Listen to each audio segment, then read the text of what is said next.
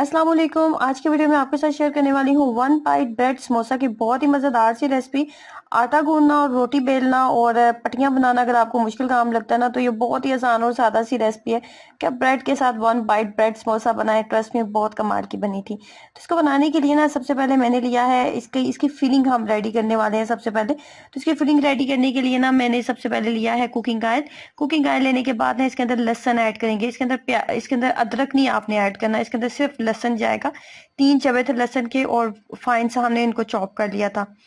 उसकी हल्की सी बुनाई करने के बाद ना इसके अंदर हम ऐड कर देंगे प्याज। बिल्कुल छोटे से साइज का प्याज मैंने ऐड किया था और फाइन सा कर दिया था। और दोनों की अच्छी सी बुनाई कर लेंगे। जितनी देर में लहसुन और प्याज की हो रही है बुनाई, उतनी देर में ना मैं आपको बता देती हूँ मसाले। तो 1 चाय का चम्मच चिली फ्लेक्स जाएगा, हल्दी ऐड की थी, धनिया पाउडर जाएगा, 1 चाय का चम्मच नमक आप अपने टेस्ट के अकॉर्डिंग डालें। सब्ज मिर्ची एक बड़े साइज की मेरे पास सब्ज मिर्च थी, वो डाली थी। लाल मिर्च पाउडर भी जाएगा इसके अंदर और उसके बाद जीरा पाउडर जाएगा। ठीक है, जीरा पाउडर, लाल मिर्च पाउडर, चिली फ्लेक्स, उसके बाद हल्दी, धनिया पाउडर, नमक और एक सब्ज मिर्च फाइन चॉप करके हम ऐड कर देंगे।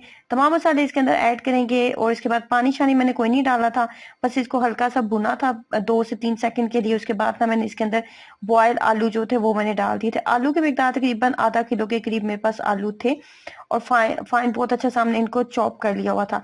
यहाँ पे ना थोड़े से मटर भी मेरे पास मौजूद थे, अगर आपके पास मटर है वो डाल लें।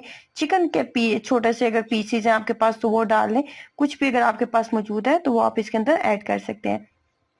इसको कर लेते हैं अच्छे से मिक्सअप। मिक्सअप करने के बाद ना फ्लेम को जब मैंने बंद कर दिया था ना, आग को बंद कर दिया था, तो उस वक्त मैंने एक बड़े साइज का इसके अंदर ना लेमन लेमन था मेरे पास, वो मैंने स्क्वीज करके वो निचोड़ के इसके अंदर डाला था और इसको अच्छे से मिक्सअप कर लिया था। लेमन से इसके अंदर बहुत अच्छा फ्लेवर आएगा।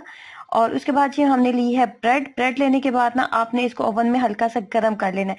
ऐसा करने का फायदा ये होता है कि ब्रेड जो है वो नरम हो जाती है और इसको आप बेलन की मदद से प्रेस करेंगे ना, तो फिर आप इसको किसी भी शेप में ला सकते हैं। मेरे पास जो ब्रेड थी ना वो फ्रिज की ब्रेड थी और गर्म वो खासी ठंडी ब्रेड थी और 2 से 3 दिन पुरानी भी थी। तो मैंने इसको ना अवन में गर्म कर लिया था। अवन में गर्म करने के बाद ये बहुत जल्दी प्रेस हो गई थी। अगर पानी के साथ करेंगे ना तो ये बहुत ज्यादा टूटती है। तो आपने क्या करना है कि हल्का हल्का बस पानी लगाना है इस तरह। और इस तरह इसको इस तरीके से हम शेप में ले आएंगे। अगर ये कहीं से फट जाए या आपको लगे ना कि इसके सुराख नजर आ रहे हैं और इसकी शेप से इसे नहीं बन रही, तो कोई मसला नहीं, क्योंकि इसके ऊपर ना हमने अंडे की कोटिंग भी करनी है और ब्रेड क्रम्स की कोटिंग भी करनी है। तो ये ना बहुत ये खुलेंगे बिल्कुल भी नहीं और बहुत बेहतरीन तरीके से तैयार हो जाएंगे। वन बाइट ब्रेड समोसा जो ये रेडी हो चुका है मेरे पास, तमाम मैंने रेडी कर लिए हैं। एक और मैं आपको बना के बता देती हूँ। इस तरीके से ना हमने इसको इस तरीके से कर लेना है। ठीक है, इसके बाद इसके अंदर आलू वाली जो फीलिंग थी ना वो इसके अंदर हम फिल कर लेंगे